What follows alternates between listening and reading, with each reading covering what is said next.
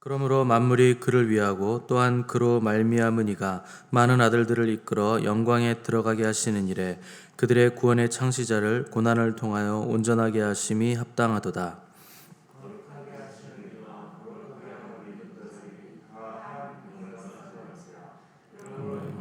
부르시기를 부끄러워하시 이르시되 내가 주의 이름을 내 형제들에게 선포하고 내가 주를 교회 중에서 찬송하리라 하셨으며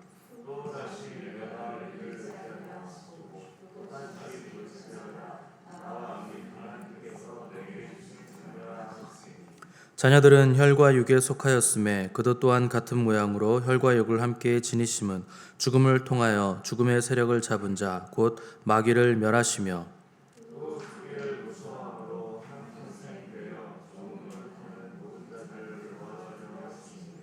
이는 확실히 천사들을 붙들어 주려 하심이 아니요 오직 아브라함의 자손을 붙들어 주려 하심이라.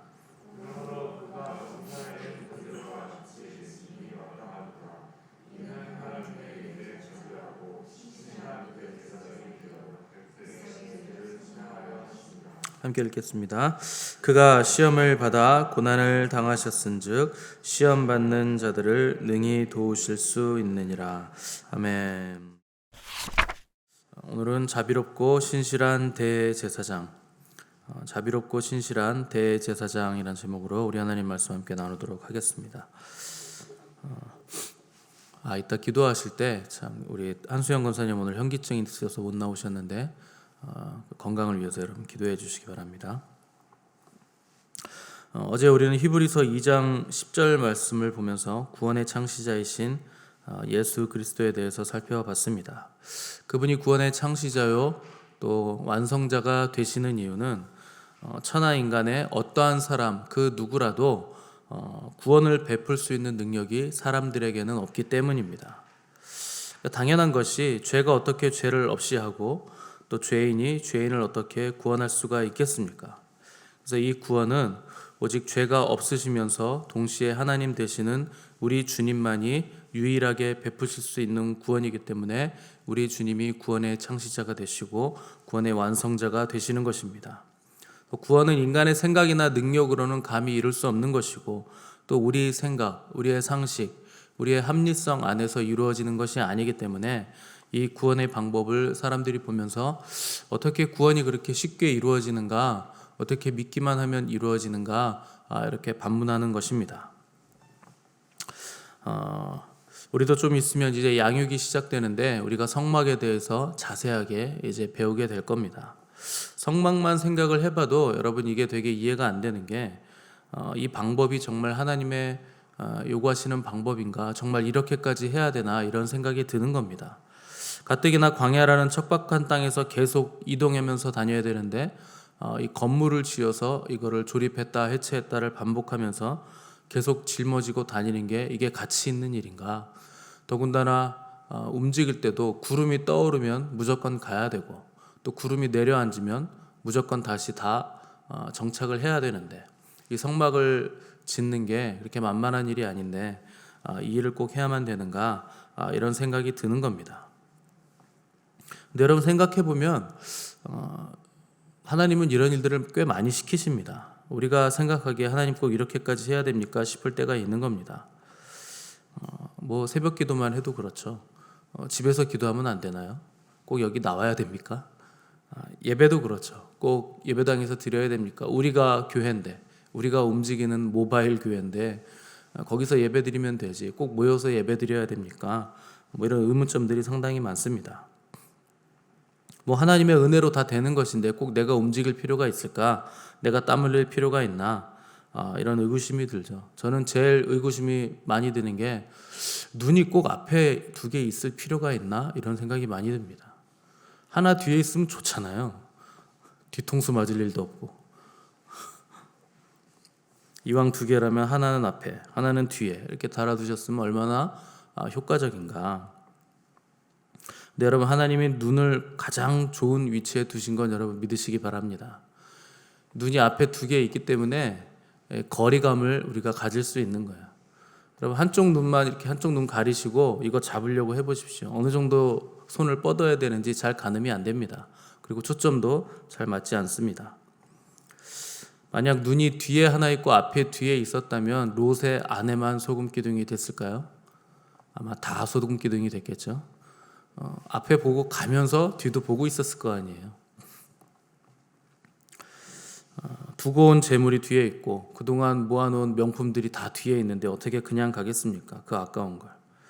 또 하나님의 심판의 불이 얼만큼 멋있게 불이 하늘에서 떨어지나 보고 싶은 호기심도 생길 거 아닙니까? 그래서 다 뒤를 돌아보면서 가다가 다 소금 기둥이 됐겠죠. 그러니까 이게 이해할 수 없는 일들이지만 하나님은 다 이유가 있어서 그렇게 하시는 겁니다. 성막을 짓는 일이 쉬운 건 아닌데 놀랍게도 성막이 완성되고 나니까 거기에 하나님의 영광의 구름이 내려앉는 것을 모든 이스라엘 백성들이 눈으로 목도한 겁니다. 그리고 성막이 완성되니까 지금까지와는 완전히 다른 새로운 구원의 역사가 이스라엘 백성들의 눈앞에 완전히 보이게 펼쳐지게 된 것입니다. 이 성막은 이제 살아 움직이는 성전으로 이스라엘 구원 역사의 중심에서 종횡무진 활동하게 될 것이고 그 안에 있는 언약궤만 하더라도 정말 살아 움직이면서 우상들의 목을 다 부러뜨려 놓는다든가 그것을 눈으로 확인하려고 했던 사람들이 다 죽어 나간다든가 하는 살아 움직이는 구원 역사의 언약궤로서 움직임을 보게 되는 겁니다. 그리고 거기서 죄 사함을 위한 제사가 이루어지게 되는 것이고 지성소 깊은 곳 하나님의 보좌 위에는 하나님의 영광의 구름으로 충만하게 되는 것입니다. 물질의 낭비, 시간의 낭비가 아닌가 싶었던 이 광야의 성막에 영광의 불이 켜진 겁니다. 거기서 하나님이 임재하시기 시작한 겁니다. 당시 이스라엘 백성들은 몰랐지만 이 성막의 궁극적인 주인공은 누구냐? 구원의 창시자이신 우리 구주 예수 그리스도십니다. 그 안에 예수님을 예표하는 것들로 가득 차 있는 것이 성막입니다. 그분이 성육신 하시기 전에 하나님과 대화하시는 장면을 우리가 어제 히브리서 10장에서 살펴봤는데 하나님께서는 짐승의 피로 드려지는 번제와 속죄제를 기뻐하지 않으시고 나를 위하여 한 몸을 준비해 놓으셨습니다. 하나님 나를 보시옵소서.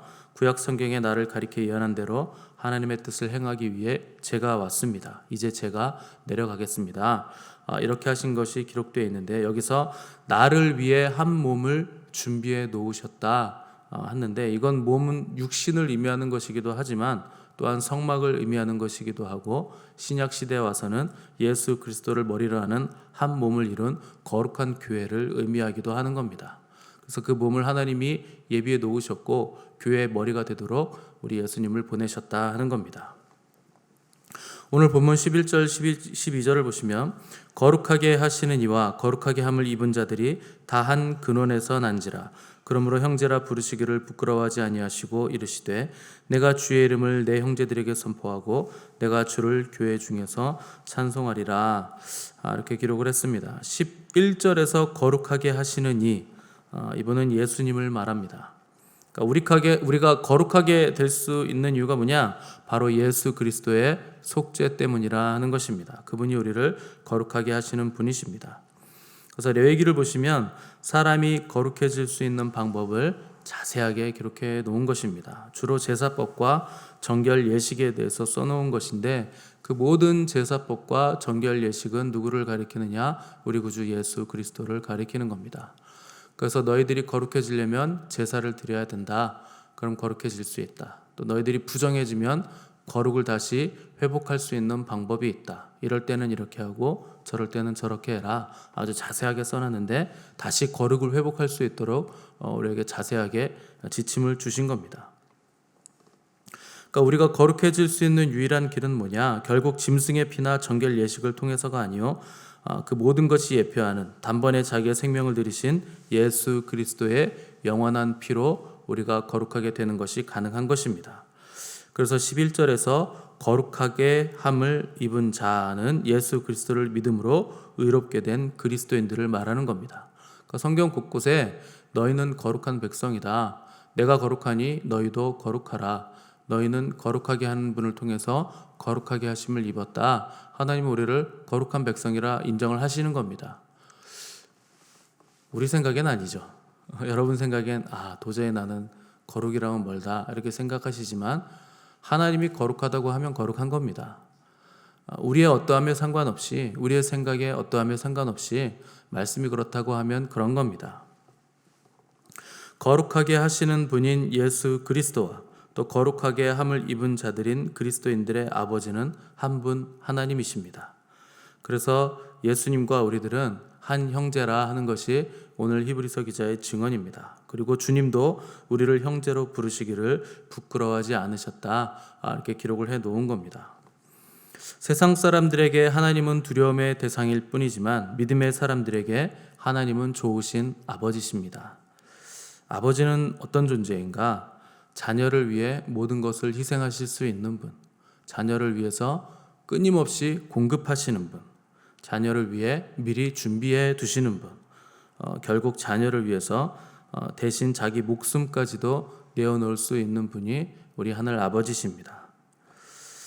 그리스도를 믿기 전까지 우리는 죄인이었으나 지금은 하나님의 아들이요 자녀요 또 예수 그리스도 우리 주님과 한 형제 자매가 된 것입니다.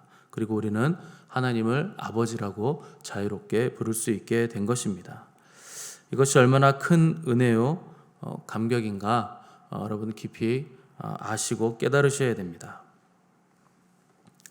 주님은 우리를 요한복음에서 너희는 나의 친구다, 이제부터는 너희를 종이라 부르지 않고 나의 친구라 부르겠다 이렇게 말씀하셨고, 친구도 황성한데 이제 히브리서에서 보면 아예 우리를 너희는 나의 형제다 이렇게 부르신 것입니다. 왜 그분은 기꺼이 우리의 형제가 되어 주셨는가? 14절 16절 보시면 자녀들은 혈과 육에 속하였음에 그도 또한 같은 모양으로 혈과 육을 함께 지니심은 죽음을 통하여 죽음의 세력을 잡은 자 곧 마귀를 멸하시며 또 죽기를 무서워함으로 한평생 매어 종노릇하는 모든 자들을 놓아주려 하심이니 이는 확실히 천사들을 붙들어 주려 하심이 아니요 오직 아브라함의 자손을 붙들어 주려 하심이라. 우리 주님이 혈과 육에 속한 육신이 되신 이유는 무엇인가? 혈과 육을 구원하시기 위해서입니다. 혈과 육을 구원하려면 반드시 혈과 육을 지닌 사람이 구원을 해야 됩니다. 왜냐하면 율법상 그렇습니다. 눈에는 눈이고 이에는 이이기 때문에. 그러면 인간의 죄는 누가 대신 구원을 할 수 있어야 되는가? 인간의 죄는 반드시 인간이 구원을 해야 됩니다. 사람의 죄는 사람으로만 반드시 대속이 가능합니다. 그런데 단순히 사람이기만 하면 안 되고 죄가 전혀 없는 사람이어야 죄인의 구속이 가능합니다. 그건 당연한 겁니다. 죄인은 절대 죄인을 구속할 수 없기 때문에, 죄가 죄를 구원할 수 없기 때문에 반드시 사람의 죄는 죄가 없는 사람이 대속을 해야 됩니다. 그런데 죄가 없는 사람을 혹 여러분들이 찾을 수 있다 하더라도 그 한 사람은 한 사람의 죄밖에 대속 못합니다. 왜냐하면 그는 한 사람이기 때문에 반드시 죄가 없어도 한 사람만 구원해 줄 수 있습니다. 결국 모든 인류의 죄를 대속하려면 조건은 딱 하나입니다. 죄가 없는 인간이면서 동시에 모든 인간에 대한 책임성 있는 존재, 즉 인간을 지으신 하나님이 인간이 되셔서 모든 사람을 위해서 죽으실 때 모든 인간의 죄가 대속이 되는 것입니다. 천사도 안 되고 다른 영적인 피조물도 안 됩니다. 반드시 인간을 만드신 존재라야, 책임성 있는 존재라야 모든 인간의 죄를 구속할 수 있는 겁니다. 그렇기 때문에 결국 하나님의 본체이신 우리 주님께서 혈과 육에 속하기로 작정하시고 혈과 육에 속하셔서 우리를 위해 대신 죽으심으로 죽음의 세력을 잡은 마귀를 멸하시고 죄의 종노릇하던 우리를 자유롭게 만들어 주셨다 하는 것이 오늘 히브리서 기자가 우리에게 설명하고 있는 내용입니다. 이 구속의 은혜와 혜택은 아무에게나 혜택이 가는 것이 아니고 누구에게 가는가? 16절 보시면 오직 아브라함의 자손을 붙들어 주려 하심이라. 결국 택하신 자녀들에게만 이 구속의 은혜가 미치게 되는 것이라 하는 것이 히브리서 기자의 증언입니다. 그렇다면 이 구속 사역의 목적과 결과는 무엇인가? 17절 보시면 그러므로 그가 범사의 형제들과 같이 되심이 마땅하도다. 이는 하나님의 일에 자비하고 신실한 대제사장이 되어 백성의 죄를 속량하려 하심이라. 결국 이 모든 목적과 결과, 주님이 하신 일의 결과는 뭔가? 자비하고 신실한 대제사장이 되셔서 백성의 죄를 속량하기 위해서 예수님이 이 일을 하셨다는 겁니다. 이것이 주님의 목적입니다. 그분이 우리의 영원한 대제사장이 되시는 겁니다. 결국 우리가 예수님을 믿는 이유는 뭔가? 믿음의 결국은 뭔가? 결국 구원입니다. 여러분, 구원이 없으면 여러분들이 하는 모든 행위들은 다 종교 행위입니다. 능력이 없는 겁니다. 다 소용없는 짓입니다. 무슨 우리가 돌을 닦아서 영적으로 높이 경지에 올라가서 탁월한 사람이 되고 어느 순간 내가 능력 크게 받아서 핵폭탄을 터뜨리겠다 이러려고 믿는 거 아닙니다. 죄 씻음을 받고 마귀로부터 자유롭게 되고 죄의 종노릇에서 자유롭게 되는 것, 이것이 주님을 믿는 이유고 우리의 최종 목적입니다. 어떤 사람들은 구원은 이미 얻었으니까 우리는 더 다른 것, 더 고급한 것, 이런 것을 추구해야 된다 하는데, 여러분 그렇지 않습니다. 구원은 우리가 끝까지 붙들고 가야 될 우리의 최종 목표입니다. 많은 사람들이 중간에 구원에서 탈락하기 때문에 그렇습니다. 왜 탈락할까요? 다른 것 추구하다가 탈락하는 겁니다.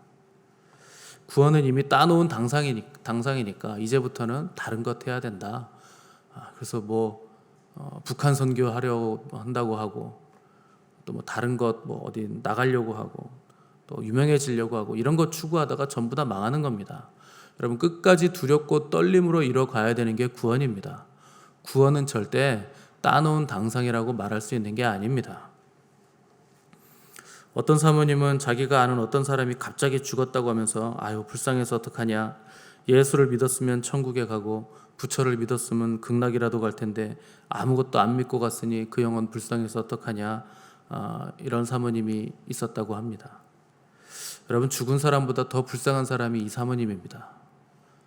자기가 도대체 뭘 믿고 있는지도 모르는 겁니다. 구원이 뭔지, 진리가 뭔지, 자기 믿음의 상태가 어떤지 도대체 모르고 있으면서 자기가 사모님이다 이러고 있는 겁니다. 여러분 그런 믿음으로 어떻게 구원을 받습니까? 그래서 바울이 항상 복종하여 두렵고 떨림으로 너희 구원을 이루라, 이렇게 말을 한 겁니다. 구원을 이루라 하는 말은 구원 받기까지 믿음을 지켜내라 하는 뜻입니다. 중간에 변질되는 사람이 너무도 많으니까, 배도하는 사람들이 너무도 많으니까 바울이 이런 말을 한 겁니다. 다른 것은 다 뒤통수 맞아도 괜찮습니다. 그런데 구원에 있어서만은 뒤통수 맞으시면 여러분 답이 없습니다. 회복이 안 됩니다. 정말 내가 구원 받은 줄 알고 끝까지 그냥 그렇게 살다가 죽었는데 내가 널 도무지 모르겠다, 주님께서 이 말씀하시면 그건 절대 돌이킬 수도 없고 답이 없는 겁니다. 우리가 값없이 은혜로 받은 구원은 칭의의 구원입니다. 이거 중요하기 때문에 제가 계속 반복해서 말씀드리는 겁니다. 칭의의 구원은 의롭다 칭함을 받는 겁니다. 이건 우리가 예수님을 믿었을 때 과거에 받은 구원입니다. 칭의의 구원 받았다고 해서 현재에 이루어가는 성화의 구원, 자동으로 되는 것 아니고 장래 미래에 받게 될 영화의 구원이 자동으로 보장되는 것 절대 아닙니다. 왜 사람들이 구원론 가지고 계속 싸우는가? 왜 한 번 구원은 영원한 구원이라고 말하는가? 그건 과거에 받은 칭의의 구원이기 때문에 그런 겁니다. 그거 값없이 받은 것이고 취소되지 않습니다. 그런데 그것은 과거의 구원입니다. 현재의 구원, 우리가 이뤄가는 구원인 성화의 구원은 우리가 두렵고 떨림으로 싸우면서 믿음의 싸움을 해나가면서 이뤄가는 구원입니다. 그런 사람들에게 이루어지는 미래의 구원이 영화입니다. 그러니까 이 칭의와 성화와 영화의 구원이 과거와 현재와 미래의 구원이라 하는 것을 모르기 때문에 자꾸 칭의의 구원만 붙들면서 한 번 구원 영원한 거다 이렇게 우기고 있는 겁니다. 여러분 칭의의 구원, 의롭다 칭함을 받는 구원 우리가 받았다고 해서 여러분 계속 죄 짓는 삶을 한번 살아보십시오. 그 구원이 영원히 여러분들을 미래까지 보장해 주는지, 아니면 여러분들을 결국 지옥으로 보내는지 시험해 보십시오. 죄를 짓는 순간 죄의 종이 되는 겁니다. 회개하지 않으면 그 영혼 절대 구원받을 수 없습니다. 그래서 두렵고 떨림으로 여러분 구원을 이뤄 가셔야 되는 겁니다. 여러분의 믿음이 정말 구원 얻을 만한 믿음이라면 반드시 열매가 나타나게 되어 있습니다. 어떤 열매인가? 회개에 합당한 열매가 나타나게 되어 있는 겁니다. 죄로부터 돌이키는 겁니다. 가던 길을 돌이켜서 이제 하나님 쪽으로 다시 돌이켜 걸어가는 겁니다. 정말 구원 얻을 만한 믿음을 가졌다면 그 열매가 눈에 보이게 나타나야 되고 사람들이 인정을 해줘야 됩니다. 하나님이 미워하시는 것들을 나도 미워해야 되고 하나님이 사랑하시는 것들을 나도 사랑해야 됩니다. 세상의 가치 기준이 나의 기준이 되지 않고 세상과 같이 되고 싶어 하지 않고 또 세상 사람들처럼 이해 타산에 따라 상대를 밀어내고 또 끌어들이는 일을 하지 않고 내 기분 좋으면 잘해줬다가 내 기분 나쁘면 그냥 밀어냈다가 하는 일을 하지 않고 또 한국 대형교회 목사와 성도들이 하는 것을 믿음의 기준이라고 따라가고 싶어 하지 않는 겁니다. 죄와 싸우되 피 흘리기까지 싸우고 오직 예수님이 하시는 그 일을 하기 위해서 그 좁은 길을 따라가는 겁니다. 예수님처럼 되고 싶은 마음을 가지는 겁니다. 여러분, 그것이 구원 얻을 만한 믿음입니다. 정말 구원받는 믿음 가진 사람은 교만에서 겸손으로 또 완고함에서 온유함으로 자기를 사랑하는 사람에서 예수님을 사랑하는 사람으로 변화가 되는 것입니다. 여러분은 구원 얻는 믿음을 가지셨습니까? 만약 그런 믿음을 가지셨다면 여러분 하나님을 찬양하시기 바랍니다. 하나님이 우리에게 구원을 주신 것입니다. 그러나 여전히 완고하고 여전히 교만하고 여전히 거짓되고 여전히 미워하고 질투하고 시기하고 계산하고 여전히 옛 본성이 그대로 남아있다면 여러분 주님의 도우심을 구하시기 바랍니다. 주님, 나를 구원해 달라고 간절히 기도하시기 바랍니다. 18절 보시면 그가 시험을 받아 고난을 당하셨은즉 시험 받는 자들을 능히 도우실 수 있느니라. 주님은 도움을 구하는 자들에게 절대 가만히 계시지 않고 적극적으로 우리를 도와주시는 좋으신 우리의 구원자이십니다. 우리가 겸손하게 그분의 도우심을 구할 때 친히 우리의 간구와 기도에 귀를 기울이시고 우리의 연약함을 도우실 수 있는 분이십니다. 왜냐하면 그분은 친히 우리와 같이 혈과 육이 되어 보셨기 때문에 그렇습니다. 그분은 배도 고파 보셨고 추워도 보셨고 더워도 보셨고 아픔도 당해 보셨습니다. 그래서 그분은 우리의 연약함을 다 아시고 도우실 수 있는 분이십니다. 그분이 용납 못할 사람은 아무도 없습니다. 그분을 믿고 그분을 의지하는 자들에게 하나님의 자녀가 되는 권세를 주셨습니다. 그러나 예수님의 도움 없이는 불가능합니다. 그분의 도우심을 구하심으로 구원의 확증을 얻으시는 저와 여러분 되시기를 간절히 바랍니다. 우리 함께 기도하겠습니다.